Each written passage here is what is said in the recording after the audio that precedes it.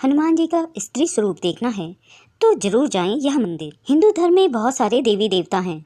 इन सभी में भगवान हनुमान का विशेष स्थान है। ऐसा कहा जाता है कि भगवान हनुमान बचपन से ही बाल ब्रह्मचारी थे। वह स्त्रियों को माता और बहन मानते थे। उन्होंने कभी विवाह नहीं किया था। पुराणों में ऐसा कहा गया है कि भगवान हनुमान की पूजा केवल पुरुष ही करते हैं। महिलाओं को भगवान हनुमान को छूने की इजाज़त नहीं है। हालांकि महिलाएं भगवान हनुमान का व्रत या पूजा कर सकती हैं। भारत में भगवान हनुमान के कई मंदिर हैं। इनमें भगवान अपने अलग अलग स्वरूपों में पूजे जाते हैं, मगर भारत में हनुमान का एक अनोखा मंदिर है। यहाँ भगवान हनुमान नारी रूप में पूजे जाते हैं। जी हाँ, आपने सही सुना, हनुमान जी का नारी स्वरूप भी है। यह मंदिर मध्य प्रदेश स्थित ओरछा के नज़दीक रतनपुर गांव में है। यहाँ पर हनुमान जी का स्वरूप महिलाओं के जैसा है। कहते हैं कि दुनिया भर में मौजूद हनुमान जी के मंदिरों में यह एक ही अनोखा मंदिर है।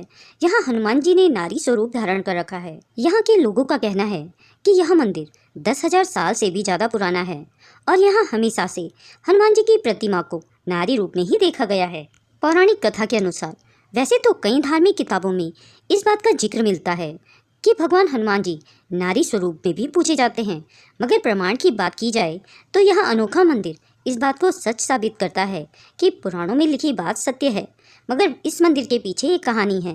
दरअसल मंदिर का निर्माण 25 किलोमीटर दूर बिलासपुर के राजा पृथ्वी देवजू ने कराया था। राजा को कोढ़ की बीमारी थी। इस वजह से वह न तो किसी को छू पाता था और न ही अपनी वासना की इच्छा को पूरा कर पाता था। राजा भगवान हनुमान का बड़ा भक्त था। परेशान राजा हमेशा सुंदर महिलाओं के सपने देखता, मगर असल जिंदगी में वह ना तो शादी कर सकता था और ना किसी महिला को छू सकता था। एक दिन सपने में उसे एक महिला दिखाई दी, जो दिखने में महिला जैसी तो थी, मगर उसका स्वरूप भगवान हनुमान से मिलता जुलता था। सपने में राजा ने देखा कि हनुमान जी जैसी दिखने वाली महिला ने उससे अपना एक मंदिर बनवाने की बात कही और मंदिर के पीछे एक तालाब का निर्माण करने को कहा।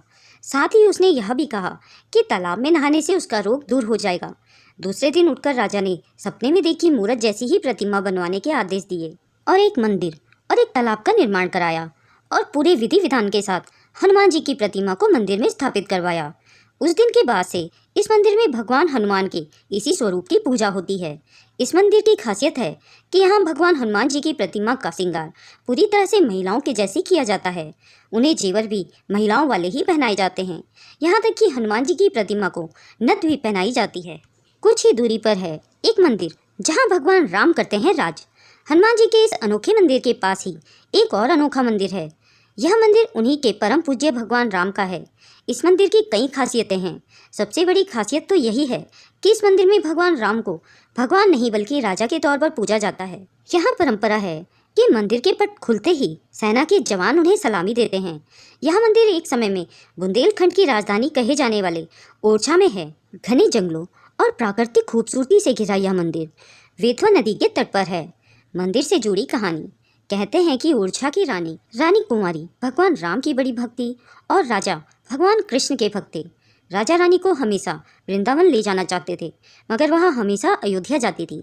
एक दिन मजाक में राजा ने रानी को बोला कि तुम इतनी बड़ी भक्त हो तो अपने भगवान राम को यहाँ ले आओ। रानी ने राजा के मजाक को गंभीरता से लिया और अयोध्या से भगवान राम को यहाँ लाने की ठान ली। इसके बाद रानी ने ओरछा में अपने किले के सामने ही मंदिर का निर्माण करवाया और फिर अयोध्या जाकर सरयू नदी के तट पर बैठकर तपस्या करने लगी।